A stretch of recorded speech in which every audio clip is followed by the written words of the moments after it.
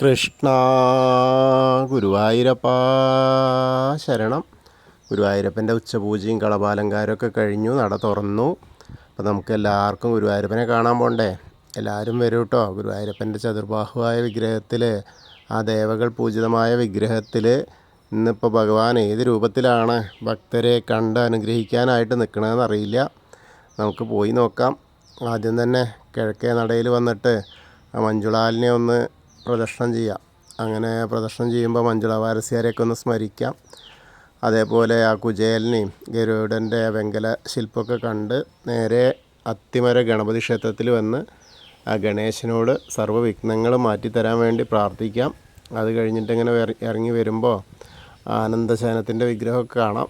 അത് കഴിഞ്ഞാൽ നേരെ ഗോപുരവാതിൽ കിടന്ന അകത്തേക്ക് വരിക. അകത്തേക്ക് വരുമ്പോൾ ആ കൊടിമരവും അതേപോലെ വലിയ ബലിക്കല്ലും ഗജരാജൻ കേശവൻ്റെ 2 കൊമ്പുകളും നടുക്കുള്ള ആ ലക്ഷ്മി ദേവി അതൊക്കെ കണ്ട് തൊഴുത് നേരെ ആ വാതിൽപ്പടി കയറുകയാണ്. വാതിൽപ്പടി കയറുമ്പോൾ ഇടത് വശത്തേക്ക് നോക്കിയാൽ ആ മേൽപ്പത്തൂരിരുന്ന് നാരായണീയം എഴുതാനൊക്കെ ഇരുന്നിരുന്ന ആ പീഠം അത് കാണാം. അതേപോലെ കെടാവിളക്കും കാണാം.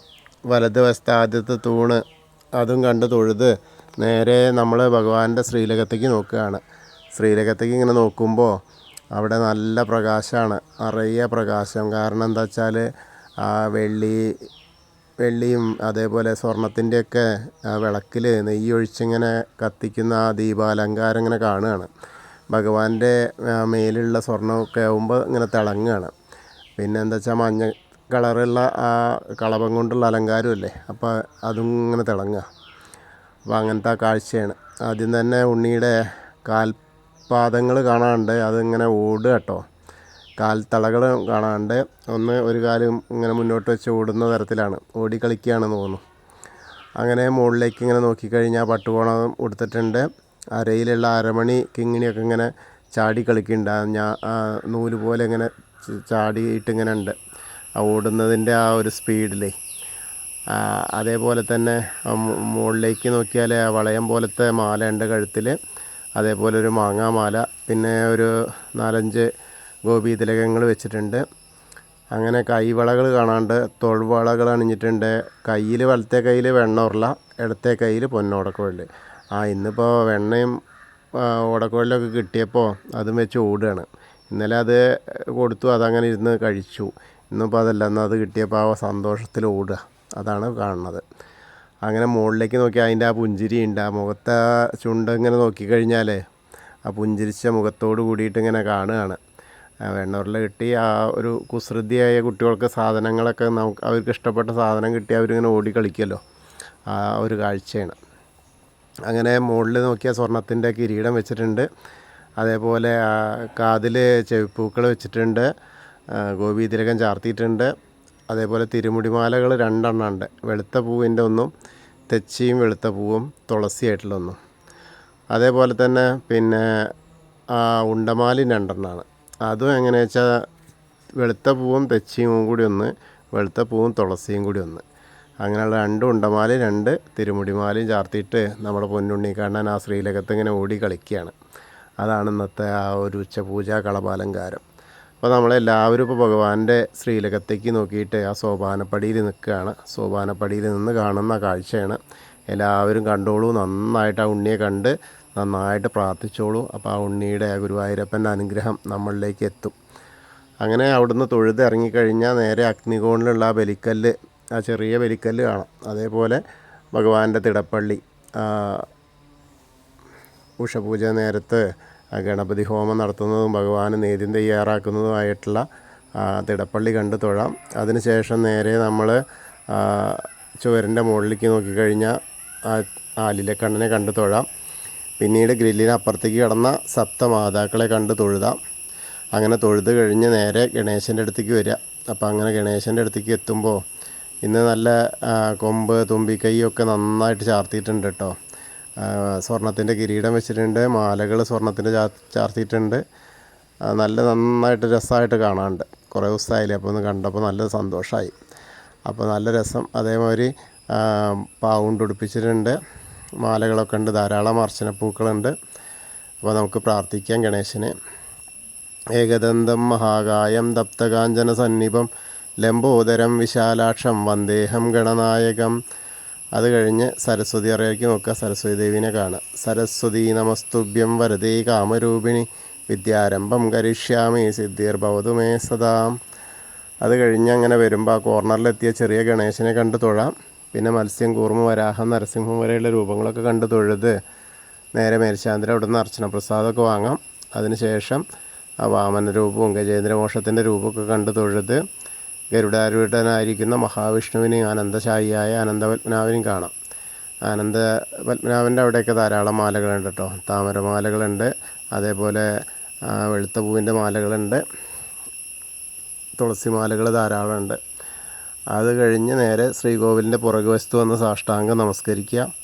നമസ്കാരമൊക്കെ കഴിഞ്ഞ് മുകളിലേക്ക് നോക്കിയാൽ ഉഗ്രരൂപിയായ നരസിംഹസ്വാമീനെയും അതേപോലെ ഭീഷ്മ പിതാമഹന്മാരെയൊക്കെ കണ്ട് തൊഴുത് നേരെ ബാക്കി വരുന്ന ദശാവതാര വിഗ്രഹങ്ങൾ ശ്രീരാമചന്ദ്രനും ബലരാമനും ഭാർഗവരാമനും ശ്രീകൃഷ്ണനും ഒക്കെ കണ്ട് തൊഴാം. ശ്രീകൃഷ്ണൻ്റെ അവിടെയൊക്കെ തുളസിമാലകളുണ്ട് കേട്ടോ. അതേപോലെ മുരുകനെയും കണ്ട് തൊഴാം. അതിനുശേഷം ഹനുമാൻ സ്വാമി എടുത്തു വരിക. ഹനുമാൻ സ്വാമിയെ കണ്ട് പ്രാർത്ഥിക്കാം. അവിടെ നിറയെ മാലകളുണ്ട്. വെറ്റിലമാല ചാർത്തിയിട്ടുണ്ട്, ഒരു ലിഖിതമാല ചാർത്തിയിട്ടുണ്ട്, തെച്ചിപ്പൂവിൻ്റെ മാലയുണ്ട്, പിന്നെ ധാരാളം കുങ്കുമൊക്കെ ഉണ്ട്. അപ്പോൾ നമുക്ക് ഹനുമാൻ സ്വാമിയെ പ്രാർത്ഥിക്കാം കേട്ടോ. ത്വമസ്മിൻ കാര്യനിര്യാഗേ പ്രമാണം ഹരിസത്തമ ഹനുമാൻ യജ്ഞമാസ്തായ ദുഃഖക്ഷയകരോ ഭവ മനോജവം മാരുതതുല്യവേഗം ജിതേന്ദ്രിയം ബുദ്ധിമതാം വരിഷ്ടം വാദാത്മജം വാനരയൂതമുഖ്യം ശ്രീരാമദൂതം ശിരസാ നമാമി. ബുദ്ധിർബലം യശോധൈര്യം നിർഭയത്വം അരോഗത അജാഡ്യം വാക്പടുത്തം ഹനുമസ്മരണാത് ഭവേത്. ഓം നമോ ഭഗവതേ ആഞ്ജനേയായ മഹാബലായ സ്വാഹ. ഹനുമാൻ സ്വാമിയെ കണ്ട് തൊഴുത് രാധാകൃഷ്ണ വിഗ്രഹവും കാളിയമർദ്ദന രൂപവും എണ്ണക്കണ്ണനൊക്കെ കണ്ട് തൊഴാം. പിന്നീട് അങ്ങനെ ഓവിൻ്റെ അവിടെ വന്ന് പ്രാർത്ഥിക്കാം. തൊട്ടടുത്തുള്ള താമരക്കണ്ണനെ, കൽപ്പവൃക്ഷത്തിൻ്റെ ചുവട്ടിലിരിക്കുന്ന താമരക്കണ്ണനെ കണ്ട് തൊഴുത് നേരെ കൊടിമരമൊക്കെ കണ്ട് തൊഴുത് നേരെ മണിക്കിണറും അതേപോലെ ഭഗവാന്റെ നൃത്ത അറയും കെടാവിളക്കൊക്കെ കണ്ട് തൊഴാം. പിന്നീട് അങ്ങനെ അടുത്ത ഭാഗത്തേക്ക് വരുമ്പോൾ കുറൂരമ്മയും നാരദരെയും മേൽപ്പത്തൂരിനെയും വസുദേവരെയൊക്കെ കണ്ട് തൊഴാം. അതിനുശേഷം വടക്കേ നടയിൽ കൂടെ പുറത്ത് വന്ന് പ്രസാദ കൗണ്ടറിൻ്റെ അവിടെ നിന്ന് ചന്ദനവും തീർത്തൊക്കെ വാങ്ങാം. അത് കഴിഞ്ഞ് എടത്തരികത്തുകാവിലെ ഭഗവതിയെ കാണാനായിട്ട് പോവാം. അങ്ങനെ അമ്മയെ കണ്ട് തൊഴാം. അവിടെ വരുമ്പോൾ അന്ന് ചന്ദനമൊക്കെ ചാർത്തിയിട്ടുണ്ട്, നന്നായിട്ട് ചാർത്തിയിട്ടുണ്ട്. മുഖത്തൊക്കെ നല്ല വലിയ വട്ടത്തിലുള്ള ചുവന്ന പൊട്ട് തൊടിയിച്ചിട്ടുണ്ട്, ചുവന്ന പട്ട് ഉടുപ്പിച്ചിട്ടുണ്ട്, ധാരാളം തെച്ചിമാലകളുണ്ട്, തുളസിമാലകളൊക്കെ ചാർത്തിയിട്ടുണ്ട്. അപ്പോൾ നമുക്ക് പ്രാർത്ഥിക്കാം. സർവമംഗളമാംഗല്യേ ശിവേ സർവാർത്ഥസാധികേ ശരണ്യേ ത്രയംബകേ ഗൗരി നാരായണി നമോസ്തുതേ. അമ്മയെ കണ്ട് തൊഴുത് അവിടുന്ന് വരുമ്പോൾ ആ കോർണറിലെത്തിയാൽ വടക്ക് പടിഞ്ഞാറ് ഭാഗത്തേക്ക് നോക്കി തിരിഞ്ഞു നിന്ന് മമ്മിയൂർ പോകുന്നതായിട്ട് സങ്കല്പിച്ച് മമ്മിയൂരപ്പനെ മനസ്സിൽ വിചാരിച്ച് നമശിവായ നമശിവായ നമശിവായ എന്നുള്ള പഞ്ചാക്ഷരി മന്ത്രം ജപിക്കുക. അപ്പോൾ നമ്മൾ മമ്മിയൂർ പോയിട്ട് ദർശനം കിട്ടിയ പോലെ ആവും. അതിനുശേഷം ആ കൊടിമരത്തിൻ്റെ അവിടെ വന്ന് വീണ്ടും ഭഗവാന്റെ ശ്രീലകത്തേക്ക് നോക്കിയിട്ട് ആ ഓടി വരുന്ന ഉണ്ണിക്കണ്ണനെ, വെണ്ണക്കണ്ണനെ കണ്ട് തൊഴുത് പ്രാർത്ഥിക്കാം. അതിനുശേഷം നമ്മൾ നേരെ കൂത്തമ്പലത്തിൽ വരുമ്പോൾ ആ കെടാവിളക്ക് കാണാം. അപ്പോൾ അതൊന്ന് തൊഴുത് നമസ്കരിക്കാം. അങ്ങനെ അയ്യപ്പസ്വാമി അടുത്ത് വരിക, അയ്യപ്പസ്വാമീനെയും കാണാം.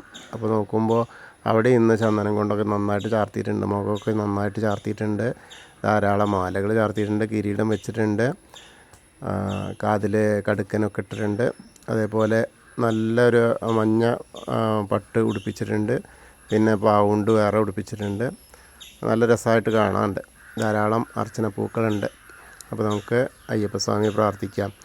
ഭൂതനാഥ സദാനന്ദ സർവഭൂതദയാപര രക്ഷ രക്ഷ മഹാബാഹു ശാസ്ത്രേ സ്തുഭ്യം നമോ നമ. അതിനുശേഷം അങ്ങനെ വന്ന് പടിഞ്ഞാറ് നടയിലുള്ള ദീപസ്തംഭത്തിൻ്റെ മുകളിലത്തെ വേണുഗോപാലനെയും കൊടിമരത്തിൻ്റെ മുകളിലുള്ള ഗരുഡധ്വജനെയും കണ്ട് തൊഴുത് നമ്മൾ പടിഞ്ഞാറ് നടയിൽ കൂടെ പുറത്ത് വന്ന് രുദ്രതീർത്ഥക്കുളത്തെ പ്രദക്ഷിണം ചെയ്യുക. പ്രദക്ഷിണം ചെയ്യുമ്പോൾ നടുക്കിലേക്ക് നോക്കിയാൽ കാളിയമർദ്ദന രൂപിയെ കണ്ട് തൊഴാം. പിന്നീട് അങ്ങനെ നേരെ വന്ന് നാരായണാലയത്തിൽ വരുമ്പോൾ പൂന്താനം തിരുമേനി പൂജിച്ചിരുന്ന ഉണ്ണിക്കണ്ണൻ്റെ വിഗ്രഹം ഇവിടുന്ന് കയറുന്ന ഭാഗത്ത് തന്നെ ഇടതുവശത്തായിട്ട് കാണാം. അത് കണ്ട് തൊഴുത് പിന്നീട് നമ്മളങ്ങനെ വന്ന് ഭഗവതി നടയിലും കിഴക്കേ നടയിലൊക്കെ വന്ന് തൊഴാം. പിന്നെ തെക്കേ നടയിലേക്ക് വന്ന് കൂവളത്തെ പ്രദക്ഷിണം ചെയ്യാം. പ്രദക്ഷിണം ചെയ്യുമ്പോൾ മഹാദേവനെയും പാർവതി ദേവീനെയൊക്കെ മനസ്സിൽ വിചാരിക്കുക. അപ്പോൾ അവരുടെ അനുഗ്രഹം നമ്മളിലേക്ക് എത്തും. അപ്പോൾ നമ്മൾ ഇന്നത്തെ ഗുരുവായൂരപ്പൻ്റെ ഉച്ചപൂജയും കളഭാലങ്കാരമൊക്കെ കണ്ടു തൊഴുതു. എല്ലാവർക്കും ആ ഗുരുവായൂരപ്പൻ്റെ അനുഗ്രഹം ലഭിക്കും. കൃഷ്ണായ വാസുദേവായ ഹരയേ പരമാത്മനെ പ്രണതക്ലേശനാശായ ഗോവിന്ദായ നമോ നമഃ. ഹരേ കൃഷ്ണ. ഗുരുവായൂരപ്പാ ശരണം.